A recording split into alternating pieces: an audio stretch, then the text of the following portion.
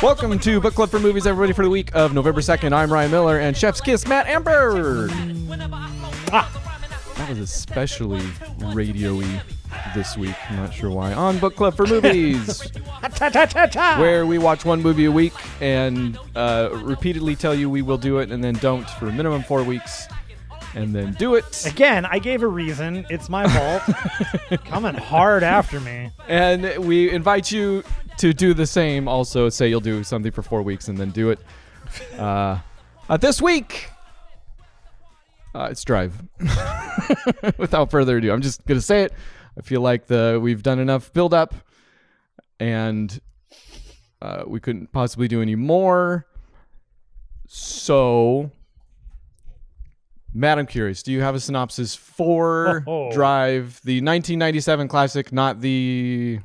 What did we decide that was? 2013 classic? Yeah, okay, wait. So we did... That wasn't a joke, and I've watched the wrong movie. I thought this was all gag and just... All right. Which joke was it? That you watched it? That you didn't watch it? That you watched the wrong... It exists in my life, and the movie is called Drive. Came out in 1997. Written by Scott Phillips. I'm coming at you. I forgot even to tell you how long it is. It's a long movie. It's an hour and 40 minutes of Drive. Oh, is it? Yeah. See, okay, well, we'll come back to that. I have some runtime commentary actually this week. That's terrific because it's listed at 1 hour and 40 min. Written by Scott Phillips, directed by Steve Wang, starring Mark. It auto-corrected to Damascus, and I know that's not correct, although maybe it's not wrong. Starring Mark Dacascos, Kadeem Hardison, John Piper Ferguson, Brittany Murphy, Tracy Walter, James Shigeta, and David Solid Snake Hayter. Got to give it up for the guy. What? Okay, let's go ahead and get a wait. real quick synopsis in for Drive 1997. I'll get back to you on that Solid Snake reference. Here's your synopsis from Book Club for Movies for Drive 1997. When prototype-enhanced superhuman Toby Wong is being pursued by hitmen, there's only two things he can do. Fight and drive. I love it. Not true, but I love it. It's totally true. Those are the only two things he'd actually, you know what? It's not true. He never drives. He can sing. He can dance. Okay. He can sing and dance. I should have noted those. And that's not just in the fighting, which by the way, let's get this. I want to start off on a high before we get to all good, because I lows. want you to start. Wait, no, you're just trying to distract from the David Hayter, aren't you? Oh yeah, He's he was. There's a scene midway through the movie where there he is. Where there are the two cops. Cop number one. Yeah, he was one of the cops that arrested them at the checkpoint. And this is the real. Yeah, he's the guy who does the voice of Solid Snake. If he were Snake. on Twitter, his handle would be the real David Hayter. Yeah, IMDb him. Look him up. David Hayter. That's crazy. Yeah. Did not recognize him. I have never seen him before, so that might be why. Kind of actually looks for a voice actor. Looks how I would expect him to look. Which is funny because he does definitely look like the voice of Solid Snake. Yeah, I can see it. Yeah. And hear it, apparently. Okay, cool. Well, I'm sorry. I did interrupt. And I do want you to start this week and I've kind of talked about why. But I'll wait to say it again. That's great, because I don't remember it, so it's going to be a surprise for everybody, including me. Now, I literally finished watching this movie 6 minutes ago. Okay. I remember very little of it already because as I watched it, it was mentally erasing itself. Like my brain was like, this movie is so good. How did you not see this when it first came out? That's not a joke. I was pretty excited. I found a movie you hadn't heard of. This is a movie that I'd not only not heard of, but I'm like, I don't know how I didn't see this, because this seems like it would have been something I would have rented from the Blockbuster multiple times over to show people to go, dude, the fight scenes in this movie are pretty good. Everything else is pretty much Kadeem Hardison going, hey, I am suddenly now an expert at everything. There is a reason why you would have had to have recommended it to them at the Blockbuster as well. Maybe we'll get into that. Oh, because this must have been a direct-to-video. Who could say? Yeah, maybe we'll see. Impossible to tell. But I do want to start off on a high note here. The fight scenes in this movie, man, when it comes to Dacascos, Some good stuff in there, man. It's the real deal, huh? There is some legit good stuff in there. Like this movie, okay, number one, black screen. Okay, we're getting like credits are beginning to roll, and it's the car, and then it stops and it's like boom, and we're in China on a on a ship. I don't know what happened there. I was real excited because it started. Oh yeah, wait. It like fades out and goes boom, and turns into this like weird, like that early '90s, late '80s, like we're traveling now into the foreign lands, and which I don't think it is. Still, it might be a Chinese boat, but I think it's in an LA port. Yeah, it's something stupid, but it's a Chinese boat. In any case, it's a junker. Dang, I can't remember what are those. Is it? No, it's a junk. Aren't they just called a junk? I don't know. This joke isn't working. Keep going. I love it. But this whole opening sets up every tropey thing you can imagine. And here's one of my favorite little tiny bits in here was that we find out very quickly that okay, this is going to be a little more than just your standard fare when he makes a leap that is tantamount to the $6 million man. When this thing is rising up and he's like underneath the boat and he's got to get to the top of the boat and they're like, oh, we already know where he's going to be. He's going to be at this part of the boat where they're bringing things up because of course he is, because they know he's there because they've got a tracker on him that you don't find out until the end of the movie, but you have to kind of assume because he's a robot-ish kind of guy, but not really, but you won't find that out for another 8 minutes. In any case, another solid synopsis in the middle. He does this amazing, like, oh, I've got to jump. And it's like they just said, hey, Dacascos, just jump up. They didn't say put in any effort to it. They're just like, just jump real quick. So he's like got this like, huh. And then he, like, it's like they did the effect where like he goes, nee, and just kind of like Space Invadered himself up onto the thing. It was really good. Hey, let's say footage could have been cut. Maybe they didn't know how one shot was going to lead to another.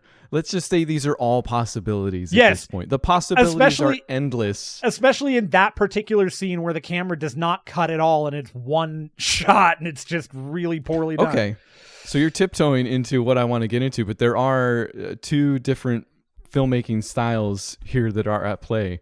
But keep going. Actually, I want to hear more. Anyways, that was great. And then this also leads into the introduction to not our main bad guy, but it's always like the bad guy's first henchman that you think is like, okay, we know he's going to be the loser henchman that's eventually going to not be the best henchman because something is going to change. We know this, but he's that guy. And he's got to have a signature look. This guy's a long-haired cowboy, like every action movie of the 90s, which for some reason had to have a long-haired cowboy or a cowboy in general. I don't know what the deal is with cowboy hitmen, but it was a thing apparently. He is middle management henchman though, because there is still one guy below him.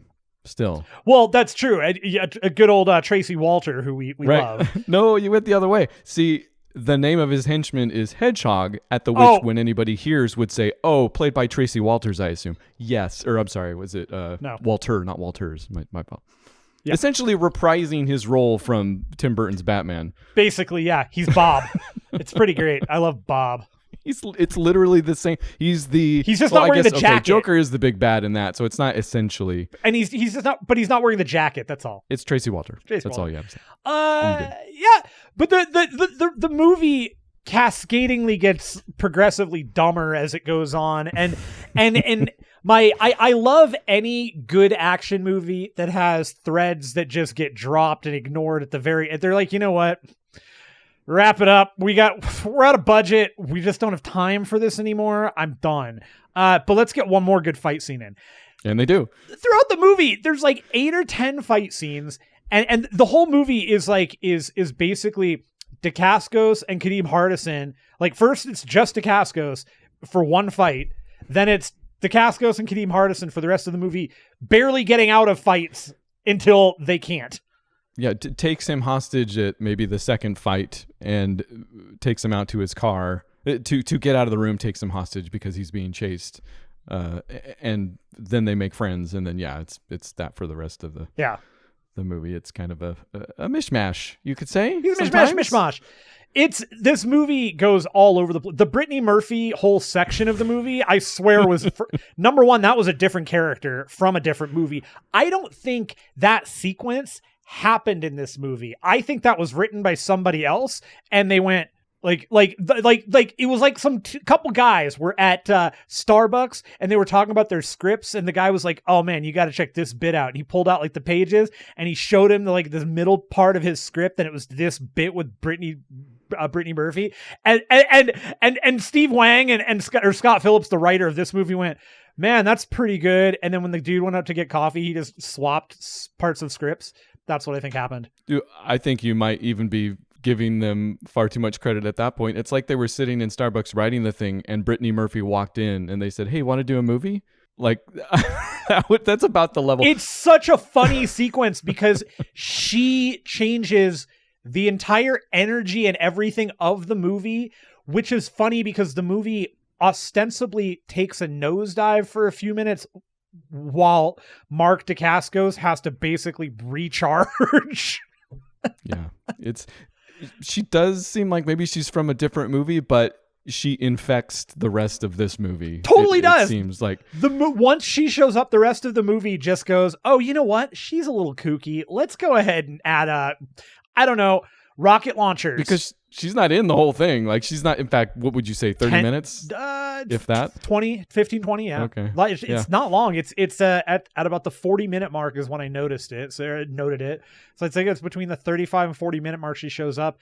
She's gone by the almost 55-minute mark, I think, 60-minute. So she is great fun, though. I mean, I've never, in fact, I don't maybe know enough of her stuff. I haven't seen 8 Mile.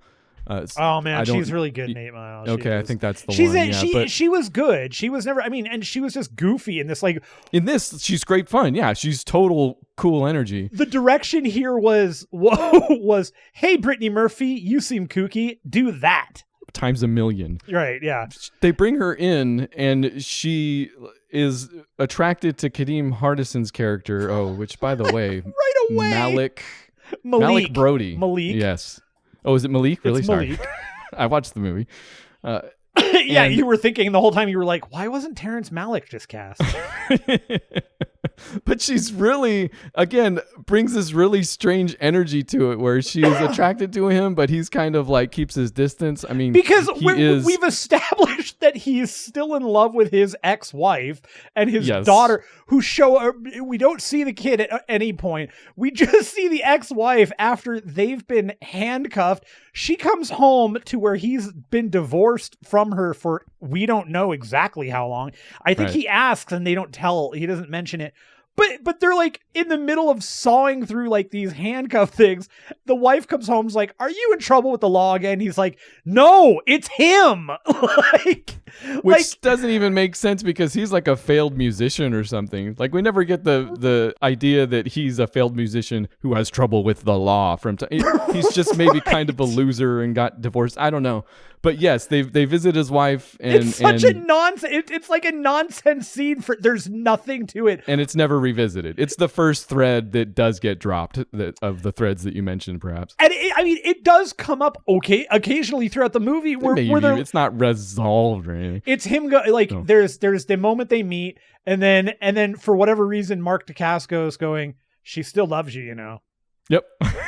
And he gets in there quick. It's not like they're barely, I would say, like friends. You know, at this point, he's still kind of a hostage and he doesn't want to be with him. They've just gotten through getting the crap kicked out. Mark Dacascos uses Kadeem Hardison as a weapon for an entire fight scene because they're handcuffed together. Oh, and by this handcuff thing is like, they're not handcuffs. They're this weird, they went out of their way to tie them together with this, like this really hard thing that connected them. I don't even remember, actually. So they're connected by the wrist. They're running, and they get to this thing where for any normal human being, you just run and you duck underneath it and you're through it. But for every martial artist in every martial art movie, he's got to jump up, grab onto something, and slide through it real smooth in between two things. Mm-hmm. They do this, and Kadeem Hardison's like, "Come on, man, seriously."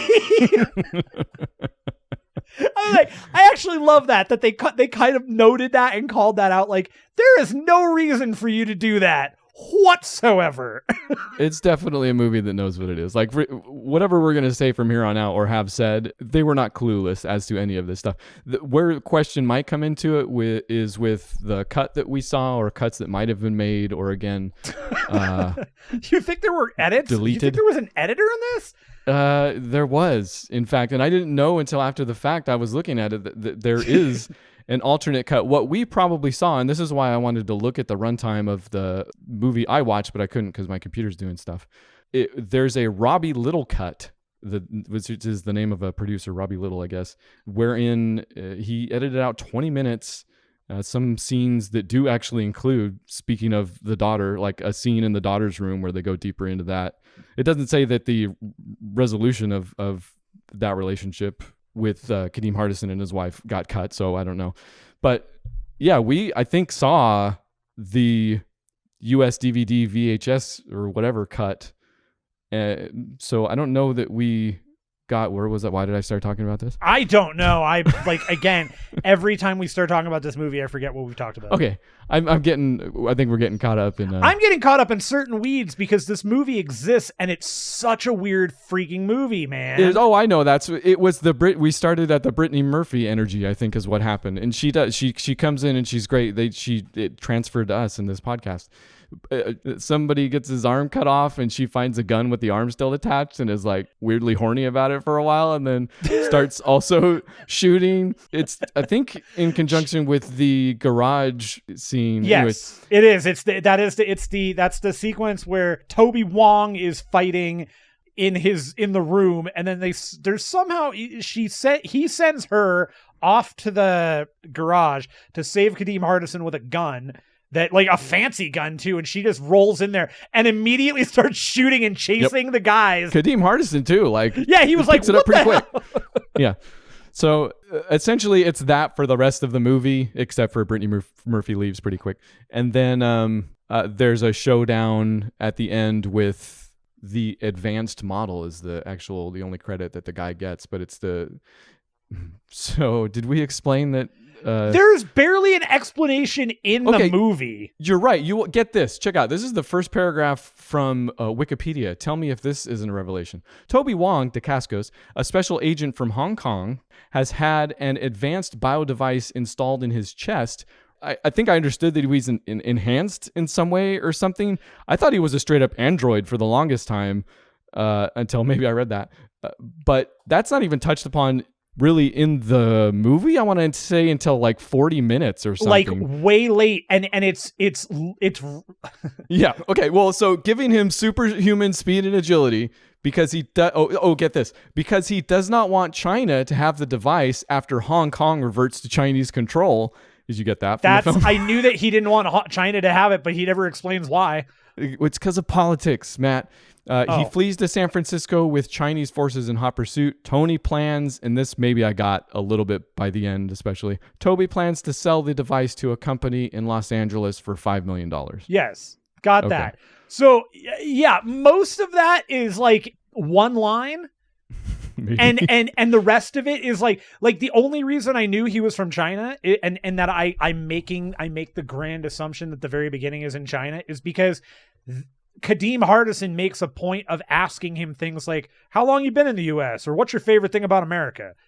And at the bar at the very end, he's like, what's your favorite thing about being here? And he's like, well, fast cars, bad singing. You know, like, was that after the karaoke scene? It was before the karaoke scene, but while he's watching the karaoke. It's just, and I love also this.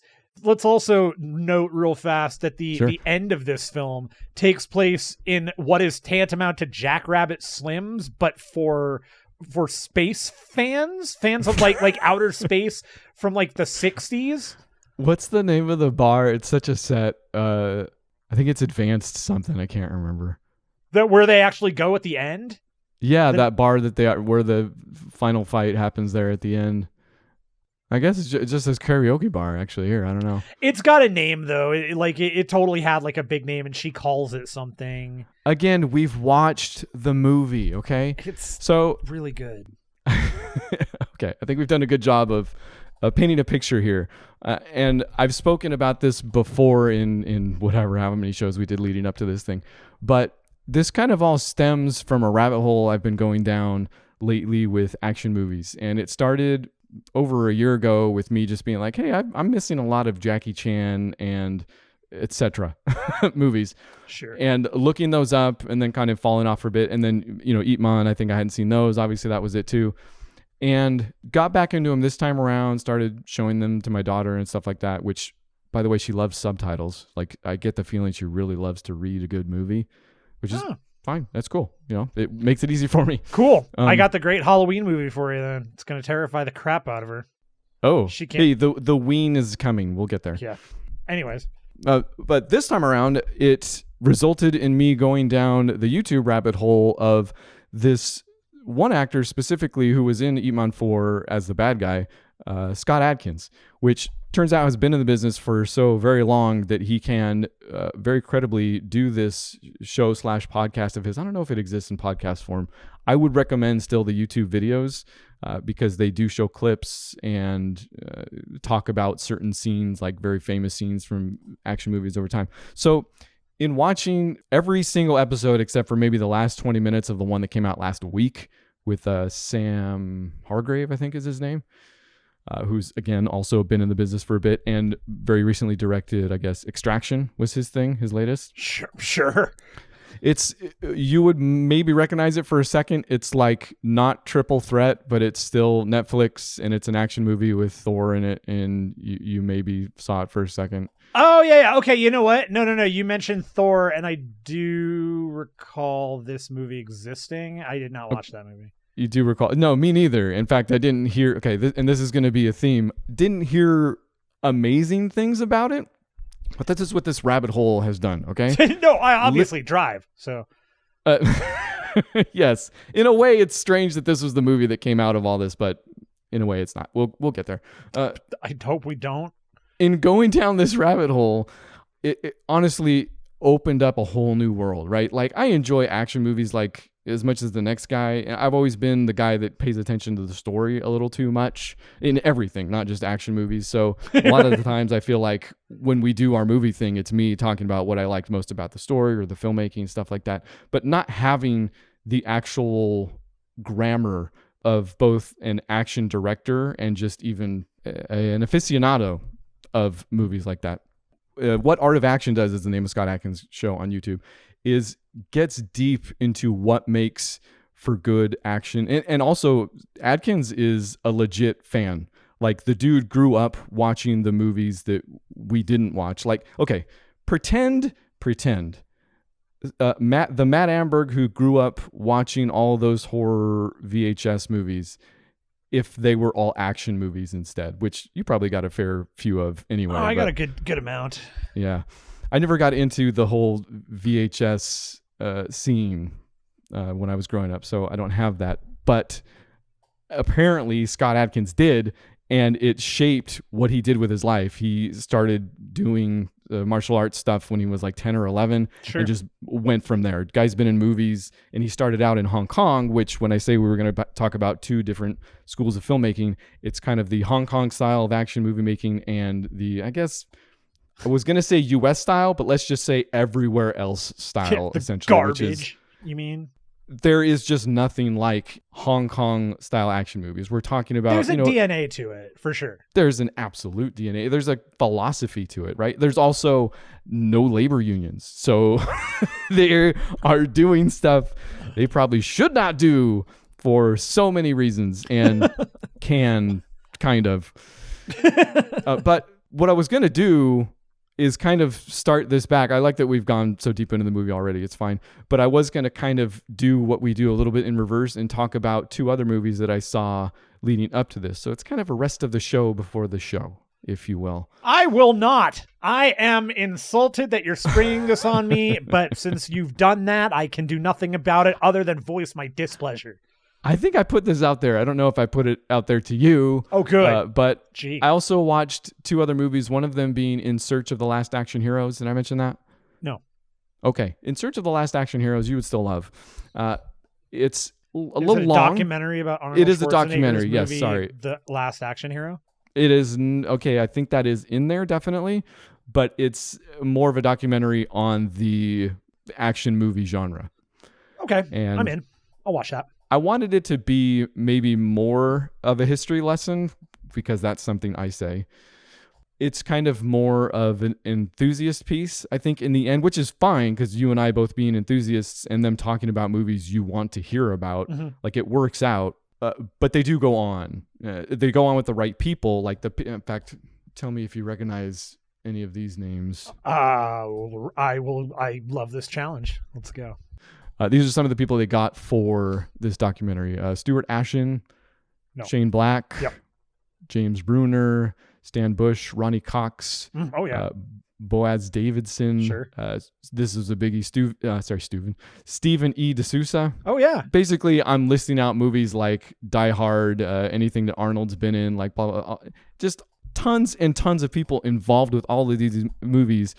And it's a lot of information. It goes on for a while. It's all fascinating. It just makes for, again, kind of an enthusiast piece more than by the end, you've really latched on to any one statement or... And if this helps any, apparently it was a Kickstarter project. All right. So I get the feeling in instances like that, especially without, where let's say the director or producer is in essence a lot of different people, you get the feeling that the more the better type thing. Like more is more in a way. Like people paid money to have a documentary with a lot of information or even just see these actors or writers or whatever. And the more we can do of that, the better. Sure. It makes sense, I think, from that. But it's still worth a watch. Again, you're going to love it. But I think the movie I really wanted in that instance, the movie that really got to me was Iron Fist and Kung Fu Kicks. Oh, not Last Action Hero then, huh? Iron Fist and Kung Fu Kicks is just the history lesson I wanted, essentially. Oh, okay, got it. Like it starts out with Hong Kong cinema, starts out with Shaw Brothers. It gets into Bruce Lee a bunch, which I never knew was popular in the States, mostly posthumously. Posthumously? Posthumously. After death. We are posthumorous. I had no idea. And that movie is full of that. It is absolutely the history lesson. And it goes into like all these explosive arms of Kung Fu, the explosive arms of Kung Fu sounds like a rad movie name. It does actually.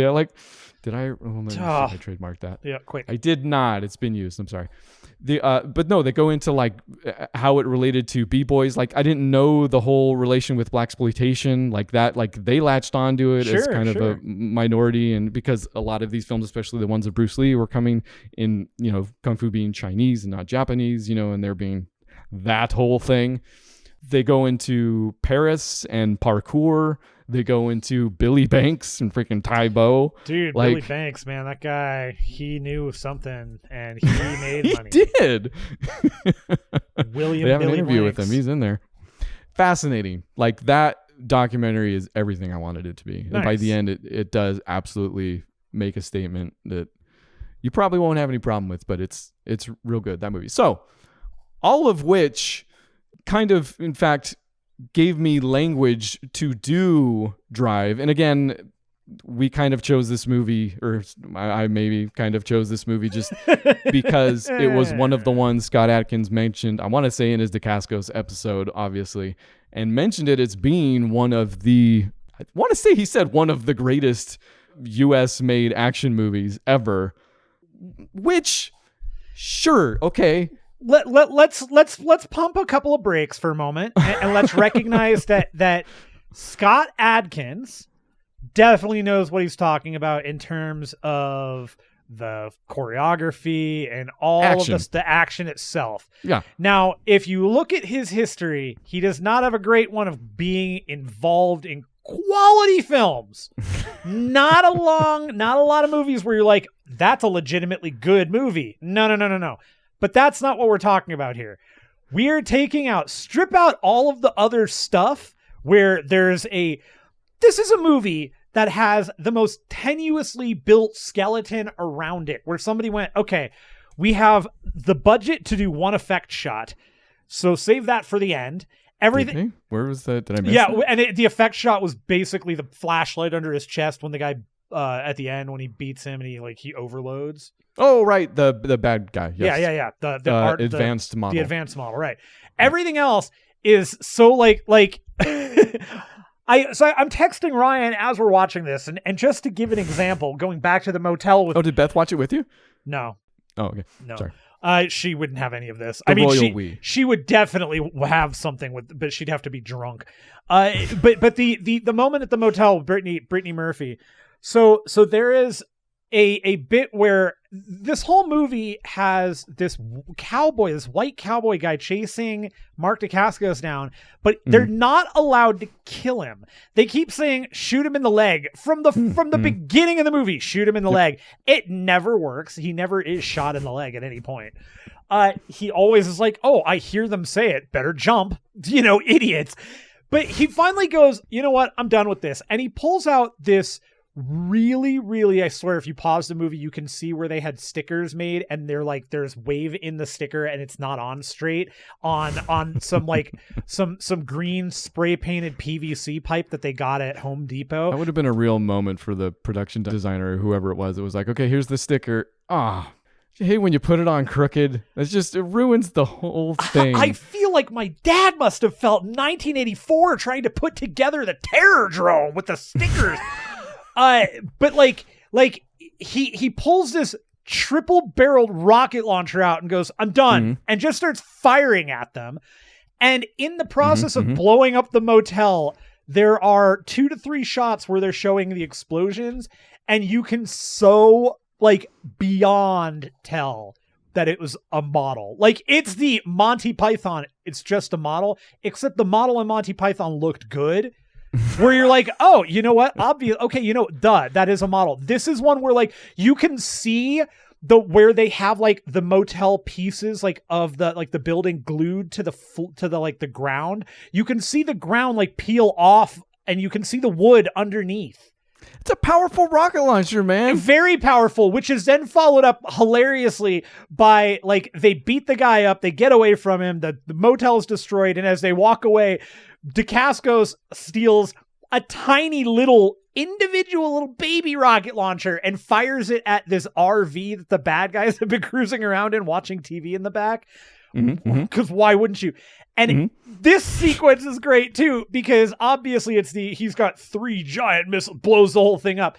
He's got this tiny little one. I'm going to blow up the RV. But I swear they were like, okay, we got to film the missile going into the RV. Grab that broom, break it off, and just throw it in there. We'll use that. We'll cover it with CGI later. Then they forgot to cover it with CGI later. The missile just kind of you can almost see it being thrown off screen from the ground up, because it's got such an arc in the way it lands in the window. There's nothing fired that. Okay. They threw that thing so many times, and how many windows did they have to break? How many to get that shot? They did not get ILM for the thing. Let's say they didn't get I, L, or M, and I'm talking about Igor, Larionov, or Marcus. Okay.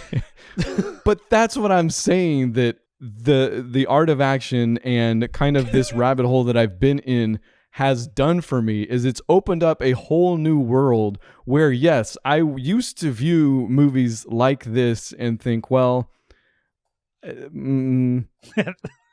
and now I view movies like this and I'm like, shoot, which you've already covered this, Mark Dacascos is the real deal.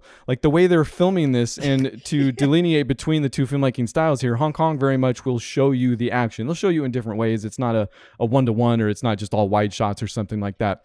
But as opposed to the extreme other end of the spectrum where a Bourne Identity will show you next to none of it. Right. Or where the actor is essentially the martial artist and they have to hide some of that because he's not as trained. I mean, this is why, again, some of Scott Adkins' stuff might not be the Bourne Identity, but the action is better than any of those movies. Even the Jeremy Renner one. Whenever you okay, wow, we're just throwing out really, really controversial statements. I could see that one travel to you. It's it made it. I still haven't seen it. That's the funny thing. Oh boy, that's why. But the thing, yeah, I I totally there is a definite point in my life where, you know, for all the horror stuff I watched, I probably watched an equal amount.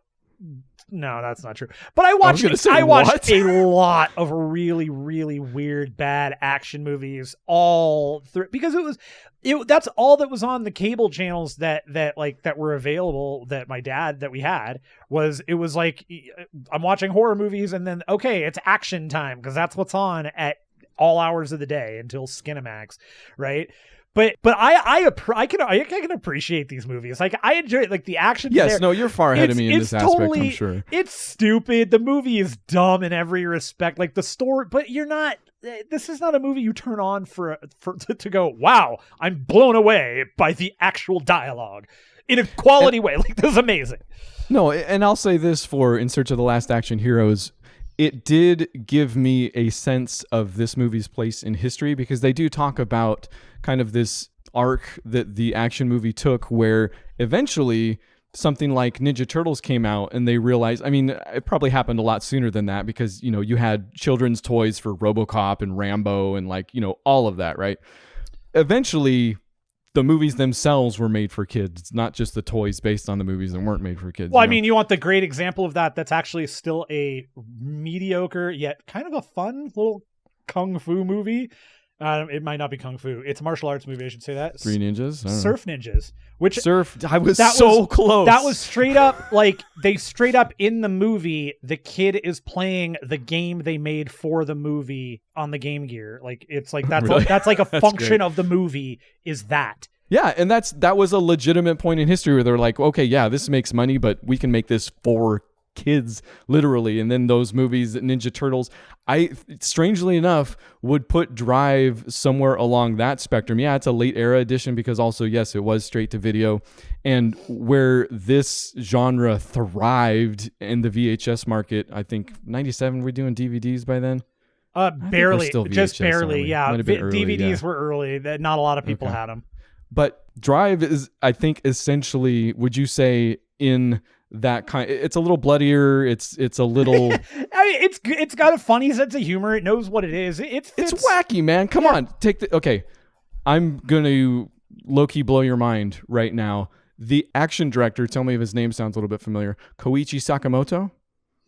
Not off the top of my head, but okay. Long-running action director for the Power Rangers. I was never a Power Rangers fan. You know, I grew up. Okay. I grew up with it. Like, it hit. I was maybe a little bit older than the target audience for it. Yes, same. Sure. And but it never did anything for me. Like, when I did like Ultraman when I was little, I thought that was ridiculous. I always thought he looked fantastic, but yes, I didn't latch on to Power Rangers in any real way. Maybe I'm more like it must have been on TV somewhere around the same time as the Disney afternoon block, you know, like Tailspin and all that stuff. I think I picked up a few episodes here and there, enough to know about it and you know, have a reverence for it in a way. And I'll say even recently, my daughter, of her own accord, it was one of the shows she very early on decided herself, you know, after perusing YouTube or I forget Netflix Kids or whatever, picked up on her own and started to watch. Like, there's so many different iterations now, but I was pretty impressed and almost got into it, like, legitimately at that point. So, but the point I want to make is that it shouldn't surprise you at all that the action director is the same guy that did the Power Rangers. Like, it's not as cartoony, maybe, but Dacascos is kind of pirouetting around a lot of stuff. You're right. Like, if he's got to get from point A to B, he's not just walking. You know, he's flipping, he's doing a cartwheel, he's going in between something for no reason. You know that move, which, and I actually think this is kind of impressive. There's the move that it's in I think Age of Ultron, and it's something that I want to say he does it more than once, but every time I ever see like people noted on Reddit, they're like, here's Captain America's stunt double doing the thing where Captain America basically does like off the ground, he does a corkscrew flip with the shield to block off one of the Ultrons. Like, and it's one of those sequences where they're all doing something, and so the camera's swirling around, and he does this, like, he jumps up and you can see what I'm doing, but he jumps up and he goes like that. And when he does that, he does like a total corkscrew on the side and then lands perfectly with the shield. So Matt is showing us an up motion with kind of a corkscrew thing with his fingers. Dacascos does this like 5 times in the movie, like it's nothing. and I'm like, all I'm thinking is, okay, yeah, he doesn't have the shield and he's not wearing that outfit, so that probably adds a more difficulty to the Captain America thing, and that their builds are different. But dude, he just makes it look like it's nothing. Like, just my entire body is just, I am a feather. Sakamoto played, I think, obviously to his strengths as well. And like I said early on, it was a pleasure to see him actually bring it, like to actually find out that he's the real deal. The minute that, like, right away too, you don't get any, there's no time wasted here where he's not beating the crap out of somebody. It's, within the first 3 minutes of the movie, they're fighting. So I guess maybe what I would say is that if you're having trouble with action movies nowadays, because again, this continues on and really almost in still a direct to video type of way. I think the production value has risen in a lot of different areas. And I think Scott Adkins himself like brings a philosophy to a lot of the stuff he does.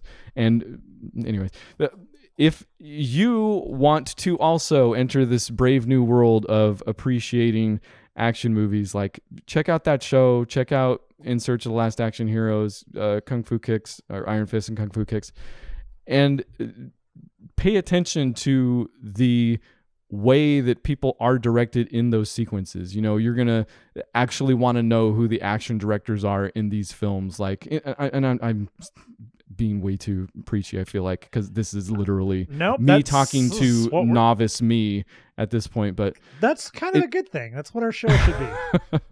It's just been a total delight to and I have so many movies queued up now that this is going to go on for a very long time for the rest of the show. So and the fun thing that, I mean, this is like, you're going down a rabbit hole that I continue to go down with my life. Like, but I mean, I do the same thing. By consistency is with horror, right? Like it's the tantamount to the way I view all this stuff, and the way I kind of end up looking for things and finding things is kind of similar to how you're doing it, in the sense that Scott Adkins, you found out about Scott Adkins. He talks about all these things and you're like, well, I like him a lot. I'm going to listen to the things he says. I'm going to watch so I do the same thing. It's like any great artist can tell you that the way to learn how to become the art, like if how they learned to become an artist was not to go, oh, this is the person that I loved, like I'm so influenced by this person. It's who were they influenced by? Right. And it's that thing where it's like, okay, so the ones that come to mind right now off the top of my head are Justin Benson and Aaron Moorhead for me, who, like, now I went down that rabbit hole of finding all the things they did when they did Spring, and then we did the Endless. And so now I'm like, I'm super into that kind of thing. And then that led down another rabbit hole with other people and different actors that were in their movies. And it's the same thing, man. And I love it.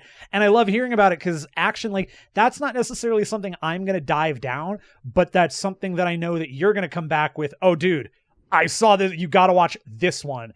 And I can, like, I'm super excited about that. I'm excited to find out which random movies that are like this thing that you're gonna, that I've never heard of, or that I've only, I've passively heard of but never watched. Like, yeah, dude, they're out there, and I am looking forward to it.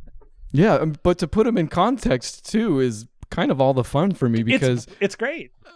I mean, I would watch and appreciate Jackie Chan movies always, but to kind of see the line between Hong Kong action movies and everything else again, also to figure out like why you don't get guys like Van Damme and Schwarzenegger anymore, actually that was a bad combination, because they talk about how back in the 80s, especially when the VHSs were killing, they would find martial artists to turn into movie stars, not the other way around, right? Which is what they do now. And so I have movies like, it's freaking, we spoke very shortly, and I'm almost reluctant to say her name for what it could do to us, but Cynthia Rothrock, like, I have so many, like, so good. And her episode on The Art of Action is fantastic. She seems super cool. She is. I am so excited because the discussion, like, my introduction to her was not a standard martial arts movie. It was a really weird, stupid, idiot comedy movie. Really? That she was in with Corey Haim. I told you about this called Fast Getaway. That's right. Yes. Okay. Yeah, that was my introduction to her. But then I saw and I noticed, oh, okay. I don't remember. It actually may have been Joe Bob Briggs or something. So Joe Bob didn't always just do horror. He also did other things, and it might have been him, but it might have just been something else, like it was on TNT's action thing or whatever. But they showed China O'Brien, and I was like, it's her from Fast Getaway. And then I was like, okay, so now I need to know all about her, because here's my weird how I got super into like martial arts movies for a little while. One of my neighbors, when I was younger, I was like 8, I was younger than that. I guess it'd be 9.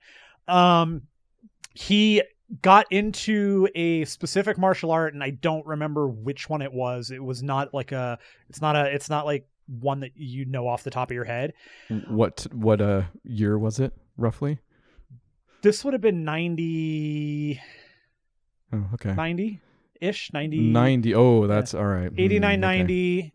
Yeah. Could have been Taekwondo. I'm trying to think. Maybe that's the other thing you see going into all these, like, obviously karate was huge in the 80s. That was the one. So I guess this might have actually been a little bit later, because he was doing martial arts, and he started doing training with at one of Hoist Gracie's school, and Hoist Gracie was one of the first MMA people that like, if you look him up, you find out that he was one of these submission masters, all this stuff. But he was super into martial arts movies because he was doing it. So he was like renting everything in the world. And then he'd be like, oh yeah, you should watch this. And he passed it off to my dad, and I watched everything my dad watched. So it was just one of those, like, that's cool. So Cynthia Rothrock, that's where a lot of it came from, was, like the things that I saw when I was very young, that very small, were the Bruce Lee movies. They were things like Enter the Dragon, for sure. But I remember things like that. And then some of the more the higher end stuff where like came along with Cynthia Rothrock. And then as I got a little bit older, 13, 14 is when I first maybe heard John Woo, 15 or something like that. And it just opens up from there. And then the nightmare happens where you're like, crap, now I've got to watch every movie all the time. All right. Well, did we want to say any final things about Drive, the movie itself? I'd recommend it. It was a ton of fun. It's a ton of fun. I would say even if you don't have all this action movie garbage floating around in your head, that you could probably still have some fun with it. I think so. It's one of these movies that don't go into it with any expectations other than you're going to see some pretty good fight scenes. You're going to be a happy camper. Don't go into this thinking that you're going to get anything wrapped up. Was there? Here's a question for you though. Okay. The movie ends on a very definitive note where there could be a sequel. That's how definitive the note is. Sure. Was there a sequel? I don't know. Oh. If there was, it's relatively unheard of. All right. Well, that was Drive, 1997. How many stars do you want to give that? Oh man, can you even give it stars? 70. Okay. Sure. I'm not going to give it out of anything. We're not going to do that to this movie. Doesn't deserve it, or it's too good. I don't know how the system works anymore. This system is not applicable. I don't think. I don't have anything. N/A. Yeah, on the Dacascos levels, we're at a 10. It's what I put under sex for all the forms I fill out. Some people put yes, please. Some people put NA. I put when. So if you want a good movie, go see Drive. If you want to talk to us about it, come see us at podcast@bookclubformovies.com or on Facebook and Twitter or on the internet. That was very conehead of you. You've seen that recently, haven't you? It wouldn't be proper to do that movie either next week or any of the following weeks after for November / maybe a little bit of December, because the Ween, we couldn't do October Ween this year, so we're doing November Ween, and like I said, quite possibly a little bit of December Ween. We're extending the Ween it's a late Ween. Fit in some very necessary horror movies, Matt. I think, let me tell you, Oh, Haunts we're doing next week, aren't we? Haunt is going to be this is going to be our first one. Okay. I really want to talk to you about this one because there's some discussion. The one there. your wife could not watch. Can't wait. Yeah, she even mentioned it not too long ago. A couple days back, she said, "Man, I'm still thinking about that movie, and it's just not." I feel like I'm gonna regret this. I don't think you are. Like, I don't think. Wait. Maybe you're baby. Texas Chainsaw, like, because that's kind of a gory one. Oh, this is gory. This is gorier than that. Like, boy, Texas okay. Chainsaw doesn't really have gore. This has, and this isn't that gory either. We had that discussion. Go back and listen to it. Isn't really a gore. We did have that discussion. It doesn't have a lot of gore to it. It's implied. And then at some point, I don't know, but we have talked about Creepshow. We have talked about The Conjuring. We've also talked about The Haunting. I don't know if that was an empty threat or not. We can do The Haunting. I like that one. I feel like you mentioned something else too. There are, I'm sure, innumerable ones that I could. I mean, that's 4 weeks right there. So I feel like whatever. Hey, if you've got some suggestions, send them in. Yeah, let's start with Haunt. And let's see what we can do. Let's see what you got. So yes, let us know. Send us your ideas. They're good. We love them. Do you have any movies you want to talk about for the rest of the show? I feel like I've kind of done mine. Oh, I do have one more ish that I meant to mention when I was saying something else during the other discussion. Well, go ahead and say that. Imagine when I was talking about how it taught me how to appreciate some quote unquote lesser movies. I'm imagining it. Imagine me then going to watch, because this is the funny part, after hearing there was a VHS explosion of action movies, finding out that I already owned some of those movies in the form of a riff tracks. Oh, yeah. One of those being No Retreat, No Surrender. No Retreat, No Surrender, baby. Which I think is known as the first Jean-Claude Van Damme movie, which it isn't. He's in it. I think he has 2 scenes, maybe. That has never been my first Jean-Claude Van Damme movie. Oh, no, by no means. And it probably isn't, considering he, made movies that weren't American movies, I would imagine, before. But that's still not the first movie I think of him in, anyways. Oh, I mean, I can't even tell you. What's the, I guess Bloodsport would be. For me, Bloodsport's the first one that I think of. Yeah, followed by Death Warrant, I think. Those are 2 good ones. I like Death Warrant. I don't have anything to say about No Retreat, No Surrender other than it's a great riff tracks because, yes, again, after seeing all the action stuff, I can appreciate the action, even from the white dude in there. Like Jean-Claude. Kurt McKinney. Is that his name? I don't know. That is his name. His name is Kurt McKinney. He's got skills. Like, you can see the training and, like, actual technique of that man. Like, there is some legit... And, yes, this is, I would imagine, smack dab in the middle of that 80s explosion where you had a ton of white dudes doing pretty good at martial arts. Yeah, he was actually, by the age of 21, a black belt in Taekwondo and an amateur kickboxing champion. There you go. There's actually some pretty good sequences in that movie, like appreciable, like darn good. People might recognize him the most from Guiding Light or General Hospital. Yep. Nope. That fits. That's totally fine. But yeah, otherwise everything else in that movie is just hot riff tracks material. Yeah. I mean, like that's kind of the unfortunate reality. Do you know, or have you, I didn't know anything about the movie. Did you know about the Bruce Lee ghost? Yeah, I've seen the movie. Okay, just checking. He was a big part of the movie. He was also in a movie with the amazing Cynthia Rothrock. Of course he was. But that movie also has Brad Dourif, Mako, Walter Koenig, aka Scotty. Wow. Wait. No, Walter Koenig's freaking Sulu, man. Sulu. I get messed up because Discovery has a Suru. Walter Koenig is definitely not Sulu. No, it's you're right. It's the Russian dude. Oh yeah, Chekhov. Sorry, not what. Chekhov. Yeah, yes, yeah. There it is. Not Sorry. Scotty. Scotty was the other guy. But yeah. I knew Scotty was wrong. I didn't know how. Yeah. Sworn to Justice. I probably have that one. I have definitely actually seen this movie after seeing the cover of it. Yeah, so that's all I had. I don't want to spend any more time on it. Matt, what else did you watch? Do you have something more? No badge, no rules, no mercy. Cynthia Rothrock is sworn to justice. That's a tagline. Mm-hmm. Yeah, I did watch a movie, and I want to preface. I had a lot of prefacing today. Half the show. We watched the entirety from start to finish. I tried to watch this, I don't know, a couple months ago. Pirates of the Caribbean, the Curse of the Black Pearl. Sure, first one. Yeah, the first one. Finally watched it, sat down, watched it from start to finish. Couple things about that movie. That is an entirely too enjoyable little movie. Yep. That movie is straight up delightful from top to bottom.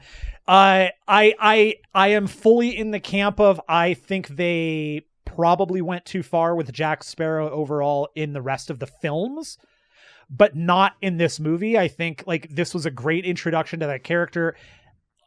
He's great. Everybody, including, and by the way, I want to point this one out. Somebody brought this up on Reddit. There's a question about Orlando Bloom, and it's actually a pretty tantalizing question. In that, where is he? In that, that's a good question. In that, Orlando Bloom has been in a number of movies that have been hugely successful, but he's never the lead. Is he? Sure.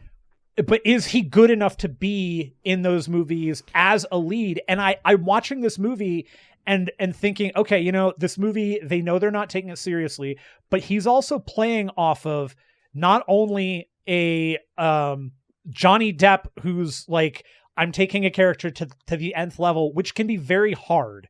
But he's also playing off of Jeffrey Rush. He's playing off of Keira Knightley. He's playing off of Jonathan Pryce. He's playing off of some like really solid actors here. And it's the same thing when I think back to Lord of the Rings. He doesn't have to do a lot because the elves are typically not overly emotional, but he gives off everything he needs to and plays the role really well. And I like the guy. Sure. I like him in, I think, almost everything I've ever seen him in. I've never had an issue with him. I don't know if I've seen him in anything else. I like this movie a lot. And one of the things that I think this movie did in spectacular fashion is the slow reveal to the curse, which then when we see the curse and we're given, here's what's going on, the way they utilize the effects, and while the effects have definitely aged, it's the use of them is incredible, especially during the fight in the cave where they're dropping the last of the gold coins and they keep going back and forth into the moonlight and becoming skeletons, not becoming skeletons. Yeah. And there's a whole mess of moments that are really fast.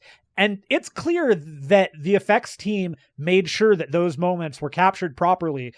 And it looks great, man. It's so much fun. That whole bit is great.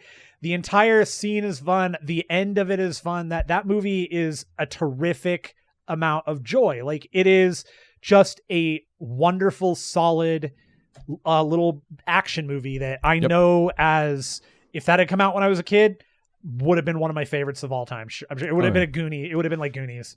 Yeah, I have no. I hear people talk about maybe some plot weirdness, you know, with the curse and when the thing and up to the end. Number one, I don't care. Number two, yeah, everything you said. That movie is an adventure and a half. Super enjoyable. It's got the characters, it's got the actors, the performances, it's got the score, which I want to say was not Hans Zimmer in the first movie. It's not Klaus Badelt. I don't know. I'll look that up. But you know, the other thing that this has going for it that I think really, really, really helped, and I mean, this sounds like a duh, but recognize that just because you have the budget doesn't mean it gets used properly. This is a situation too where the budget was used properly. They got costuming that is like, the costuming is great. We actually, I noted it last night to Beth, how much I love the costuming throughout the movie, both on the pirate side when they get to Tortuga for the little bit, for all the Tortuga, for the bits that, and the music was Klaus Badelt. Yes. Yeah. So not Hans Zimmer. And it's just, but the look of the movie too, they got all that needed stuff. It didn't look cheap. At no point did any of it look cheap and poorly done. You know, it didn't look cheap, but it still looks campy. Yeah. Right? Like yeah. It's hard to do campy without cheap. And you know, we love low budget stuff still, but they really did nail the look with it. Like it feels looks Disneyland enough. And that's it right there. It's and that's, I think, where the camp value comes in though, is that they spent so much money to make a a real place in our real lives look like a real place in their movie life while maintaining huge swaths of definitive pieces from the thing in our real lives, like the dog and the like so many little bits that I we pointed them out, and it makes me long for going to Disneyland, like not gonna happen. Sorry. No, it's Pirates of the Caribbean is over. I feel like in California we get real world updates about the governor and the president of the park just fighting it out. I forget what the latest is, but yeah, that's it's a good movie. I like Pirates of the Caribbean a lot. Is this the beginning of the rest? I honestly don't know. I'm not sure that I want to continue on with them because I don't have great memories, and by great I mean I don't really remember the other ones, but I know that I did not ever at any point think they were as good as the first one. They're not. I mean, it's still Gore Verbinski, so you get it's consistent, some competent and consistent movies. It has actually a little bit, stay with me here, maybe of the Matrix trilogy problem where sure I like Reloaded and Revolutions. I am already picking up what you're saying. Okay. But continue it. More than, anybody else you talk to, it seems like. No, I'm with you. Yes, those two, of the original trilogies, fourth and fifth, there's, I think, there's like 5 or 6 freaking Pirates movies now. Yeah. I know for a fact that I have not seen the whatever the most recent one was. I know for a fact. Maybe the worst one. Well, obviously. Is it At World's End? Is that what it was called? No, that's the third of the Cornetto trilogy that we just did. Right. World's Actually, now I don't know. No. That's World's End. At World's End right. is the Pirates one. I don't know. I know the 2 Gore Verbinski follow-ups of kind of that original trilogy, which those next 2 are essentially one movie that they put in a bunch of set pieces in the middle of to stretch it out to 2 more movies. Right, because the next one is Davy Jones. And is that? Yeah, and it's yes, you're right. Yes, because his heart's in the thing. Because the next one is Davy Jones. It ends with the Kraken, and then the third one is the one where they're trying to find him, and that's where they actually pay off the one line from the first movie where he says something about like Singapore, and that's when they brought in Chow Yun Fat. Right, sure. I did like all that though when they brought in a new. Even Keith Richards, like they would bring in a new one. I thought that was kind of novel. Yeah, seeing more of that, but it was the overarching story was not there. Yeah, like it was just kind of, and part of it I think was that they stretched it out into 2 movies. Like you had fun with some of that adventure stuff, like some of the vignettes and set pieces are fun, but if they had kept that story moving, it would have made a way more solid 2 movie thing. And I will reject the notion without having seen them recently, because it is something that I remember rejecting back when I had seen them, that I didn't mind any of the Will Turner aspect of the story. It was just that the story overall was kind of blurf. Yeah, no, I love the Davy Jones stuff actually. But yeah, I wouldn't blame you if you stopped at this point, or at least gave it some good space at some time where you could pretend it was the only movie. I've got a lot of TV to catch up on and finish out. Also, TVVB is probably going to come up pretty quickly after. I was going to say we skipped so many weeks that we've kind of. Well, I'm at a point now where I'm trying to make an executive decision about whether or not we do TVVB right after the Ween. Oh sure. Or if we wait a little bit longer and finish out and wait for Mandalorian to finish. Oh. But that might be a long time. I don't remember how long it goes. I think that goes middle of December. Whatever. We'll see by the end of the Ween. That's what I say to people. So before I interrupt, any more movies?